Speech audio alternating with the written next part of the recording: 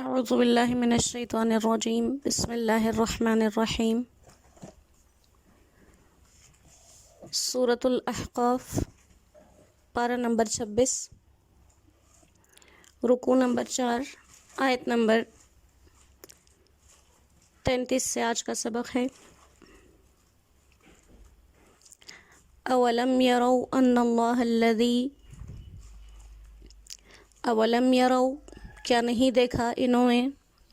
کیا نہیں جانا اس بات کو، ان اللہ الذی، کہ وہ اللہ، خلق السماوات والارض، جس نے زمین اور آسمان کو بنایا، ولم یعی بخلقہن، اور ان کو بنا کر تھکا نہیں، بقادر، کیا وہ اس بات پر قدرت نہیں رکھتا، علی ان یحیی الموتى، کہ وہ زندہ کر دے مردوں کو، بلا کیوں نہیں، انہ علی کل شیء قدیر، وہ ہر چیز کر سکتا ہے، ویوم یعرض الذین کفروا، اور جس دن کافر سامنے لائے جائیں گے، علی النار، آگ کے، الیس ھذا بالحق، کیا یہ ٹھیک نہیں ہے، کیا یہ ایک واقعی معاملہ نہیں ہے، کیا یہ ایک یقینی معاملہ نہیں ہے، قالوا بلی وربنا، کہیں گے کیوں نہیں ہمارے رب کی قسم، قال، تو کہا جائے گا، فذوقوا العذاب، چکھو عذاب،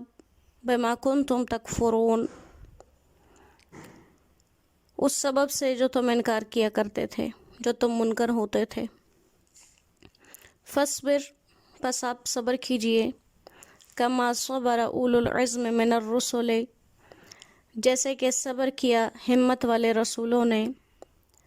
ولا تستعجل لهم، اور ان کے معاملے میں جلدی نہ کریں، کأنہم یوم یرون، گویا کہ جس دن یہ لوگ دیکھ لیں گے، ما یوعدون، جس چیز کا ان سے وعدہ ہے، لم یلبثوا،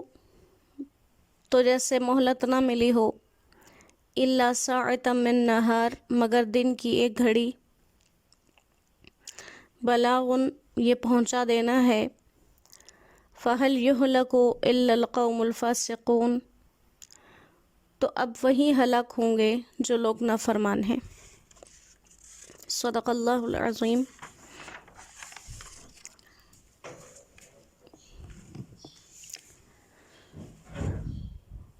سورہ احقاف میں ابتدا سے ہی توحید اور قیامت کے بارے میں تذکرہ ہے، اور اسی کے لیے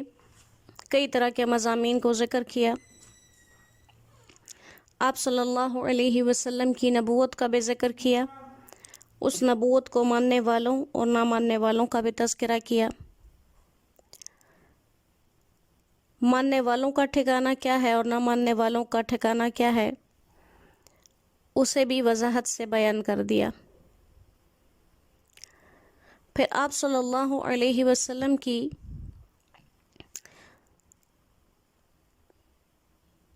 وحی کی طرف متوجہ ہونے والے جنات کا بھی ذکر ہوا،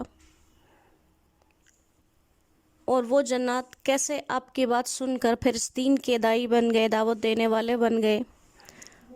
اس کو بھی مکمل تفصیل کے ساتھ ذکر کیا۔ آخر میں پھر واپس لوٹ کر قیامت ہی کا تذکرہ ہے کہ کیا یہ لوگ اس بات کو نہیں دیکھتے کہ زمین اور آسمان کو کس نے بنایا، تو زمین اور آسمان کو بنانے والی ذات اللہ کی،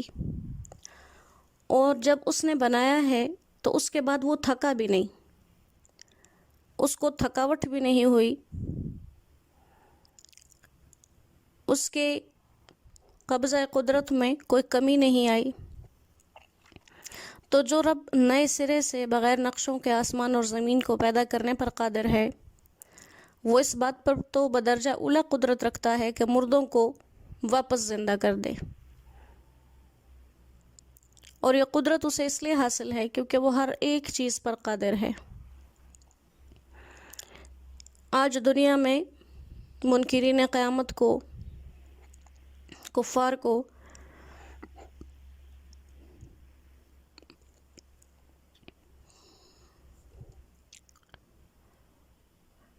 جتنے بھی طریقوں سے قیامت کے بارے میں بتایا گیا، سنایا گیا، ڈرایا گیا، کوئی چیز ان پر اثر نہیں کر رہی، لیکن اللہ دنیا میں ہی ان کو بتا رہے ہیں کہ ایک وقت آئے گا اور یہ لوگ دوزخ کے سامنے لائے جائیں گے، پھر ان سے پوچھا جائے گا کہ کیا یہ دوزخ حقیقت نہیں ہے، ایک امر واقعی نہیں ہے، جیسے کہ تم دنیا میں اس کے وقوع کا انکار کیا کرتے تھے اور ساتھ میں یوں کہتے تھے کہ وَمَا نَحْنُ بِمُعَذَّبِينَ، ہمیں تو عذاب ہوگا ہی نہیں۔ تو اس وقت نہ صرف یہ کہ مان جائیں گے بلکہ اللہ کی قسم کھا کر کہیں گے کہ بالکل یہ چیز برحق ہے۔ قالوا بلا وربنا، یہ برحق ہے اور ہمیں ہمارے رب کی قسم۔ وہ رب جسے دنیا میں رب بھی نہیں مانتے تھے، وہ قیامت جسے دنیا میں نہیں مانتے تھے، وہاں دونوں کو مان جائیں گے۔ تو اب وہاں کا ماننا کوئی فائدہ نہیں دے گا کہ وہاں قیامت کے مناظر کے بعد، جہنم کے مناظر کو دیکھنے کے بعد مان گئے، اللہ کے نام کی قسم بھی کھا رہے، رب بھی مان رہے، اب وہاں قابل قبول نہیں ہے، کیونکہ یہ غیب کے سودے ہیں۔ بن دیکھے جس نے مان لیا وہی کامیاب ہے، جو دیکھنے کے بعد مانے گا وہ قابل قبول نہیں۔ تو اللہ فرمائیں گے فَذُوقُوا الْعَذَابَ بِمَا كُنتُمْ تَكْفُرُونَ، دنیا میں جو اس بات سے تم انکار کیا کرتے تھے کہ جہنم کچھ نہیں، ہمیں عذاب نہیں ہوگا، اسی عذاب کا اب مزہ چکھو، کیونکہ قیامت کا انکار اصل میں جنت اور جہنم کا بھی انکار ہے۔ تو اس انکار کے بعد اب دیکھو کہ تمہارے ساتھ کیا ہوا۔ پھر آپ صلی اللہ علیہ وسلم کو تسلی دی گئی ہے فَاصْبِرْ كَمَا صَبَرَ أُولُو الْعَزْمِ مِنَ الرُّسُلِ وَلَا تَسْتَعْجِلْ لَهُمْ۔ اور قرآن میں جو بار بار انبیاء کے تذکرے اور ان کے قوموں کے واقعات بیان کیے جاتے ہیں، اس کی بھی ایک سب سے بڑی وجہ یہی ہے کہ آپ کو تسلی حاصل رہے، آپ تسلی میں رہیں کہ آپ سے پچھلی اقوام بھی اپنے انبیاء کے ساتھ ایسا ہی کرتے رہے تو ان کے ساتھ کیا معاملات ہوئے۔ یہاں بھی تسلی دی جا رہی ہے کہ آپ ایسے ہی صبر کیجئے جیسے ہمت والے تمام نبیوں نے کیا، کیونکہ ان سے ان کے کفر کا انتقام لیا جائے گا، تو آپ صبر کیجئے اور مسلمانوں کی دلجوئی کے لیے ان کے عذاب میں جلدی نہ کریں۔ اور عجیب تو یہ ہے کہ خود وہ لوگ جن کو عذاب ہونا ہے وہ بھی عذاب جلدی مانگا کرتے تھے، جیسے کہ پورے قرآن میں جگہ جگہ اس بات کی گواہی موجود ہے، وہ کہا کرتے تھے کہ جس عذاب کا آپ ہم سے وعدہ کرتے ہیں اس کو لے آئیں، جیسے پچھلی ہر قوم نے اپنے نبی سے تقاضا کیا۔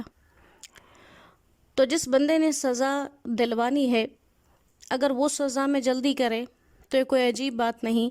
لیکن جسے سزا ہونی ہے وہی سزا جلدی مانگے تو یہ بہت ہی عجیب بات ہے۔ تو اللہ فرماتے ہیں کہ آپ مسلمانوں کی دلجوئی کے لیے ان کے عذاب کی جلدی نہ کریں کہ ان پر جلدی سے عذاب آئے۔ جس لوگ یہ روز یہ مشاہدہ کریں گے، یہ دیکھیں گے لوگ اس عذاب کو جن کا وعدہ کیا گیا ہے، تو وہ عذاب اتنا شدید ہوگا کہ دنیا میں گزاری ہوئی یہ طویل زندگی انہیں یوں لگے گا جیسے ایک گھڑی ہی صرف دنیا میں رہے۔ اب یہاں پر اولو العزم من الرسل کہا گیا، تو یہاں پھر من آیا ہے جس کے بارے میں 3-4 دفعہ یہ بات گزر چکی ہے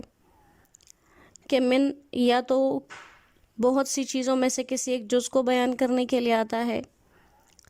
یا بیان کے لیے آتا ہے، تو یہاں بیان کے لیے آیا ہے کہ آپ صبر کیجئے جیسے تمام ہمت والے پیغمبروں نے کیا، یعنی تمام انبیاء کا عزم و ہمت والا ہونا یہ ثابت ہے۔ البتہ انبیاء کے درجوں میں جو فضیلت ہے وہ خود قرآن سے ثابت ہے، اور وہ اللہ نے ہی ذاتی طور پر دی ہے۔ جیسے تیسرا پارہ شروع ہوتا ہے تِلْکَ الرُّسُلُ فَضَّلْنَا بَعْضَهُمْ عَلَى بَعْضٍ، کہ یہ پیغمبر ہیں جنہیں ہم نے ایک دوسرے پر بعض کو بعض پر فضیلت دے رکھی ہے۔ تو اس لیے اب جو انبیاء ان میں سے زیادہ ممتاز ہو گئے عزم و ہمت میں، ان کے لیے یہ اولو العزم جو ہے لقب کے طور پہ مشہور ہو گیا، اور ان کی تعیین میں بھی اختلاف ہے کہ یہ اولو العزم کون ہیں۔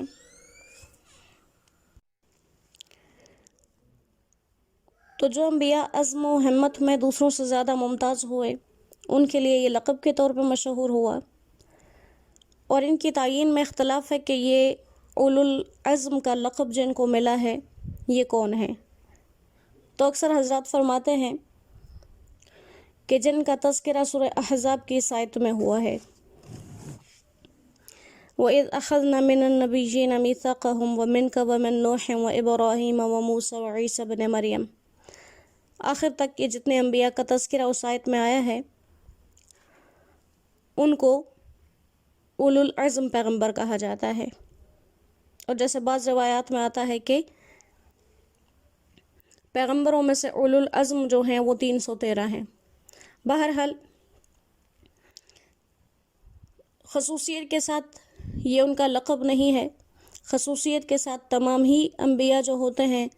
وہ صاحب عزم و ہمت ہوتے ہیں، کیونکہ جیسے یہ بات ہم ہر جگہ سنتے بھی ہیں، پڑھتے بھی ہیں کہ کوئی بھی نبی اپنی قوم میں سب سے بہادر اور سب سے بہترین ہر صفت کے اندر انسان ہوتا ہے۔ اسی طرح حضرت عائشہ رضی اللہ تعالیٰ عنہ کی روایت ہے، آپ صلی اللہ علیہ وسلم نے فرمایا کہ دنیا کی عیش و عشرت اور تنعم جو ہے یہ محمد صلی اللہ علیہ وسلم اور آپ کی آل کے شایان شان نہیں ہے، کیونکہ اللہ تعالیٰ اولو العزم سے صبر کے علاوہ اور کسی چیز پر بھی راضی نہیں ہوتے، اور مجھے بھی صبر ہی کا حکم ہے، جیسے کہا کہ فَاصْبِرْ كَمَا صَبَرَ أُولُو الْعَزْمِ مِنَ الرُّسُلِ۔ تو یہاں پر آپ کو تسلی دی گئی کہ آپ تسلی رکھیے، جیسے باقی لوگوں سے وقت آنے پر اللہ نے بدلہ لیا، جب جب جس کا وقت پورا ہوتا جائے گا وہ بدلہ لیے جائیں گے، اور تبھی نہیں یہ دنیا کی طویل زندگی بالکل ایک لمحہ محسوس ہوگی۔ تو کہا کہ ہلاک وہی ہوتے ہیں جو نافرمان ہوتے ہیں۔ اللہ کریم ہماری حفاظت فرمائے۔ سورہ احقاف کا ترجمہ اور تفسیر ہماری ناقص سوچ اور فہم کے مطابق یہاں پر مکمل ہوا۔ جو اس کے دوران ہم سے گستاخیاں ہوئی، کمی بیشی ہوئی، اور ہم نے دھیان توجہ سے نہ سنا، نہ پڑھ سکے، اللہ اس کی ہمیں معافی عطا فرمائے۔ وما علینا الا البلاغ، وآخر دعوانا ان الحمد للہ رب العالمین۔ السلام علیکم ورحمۃ اللہ وبرکاتہ۔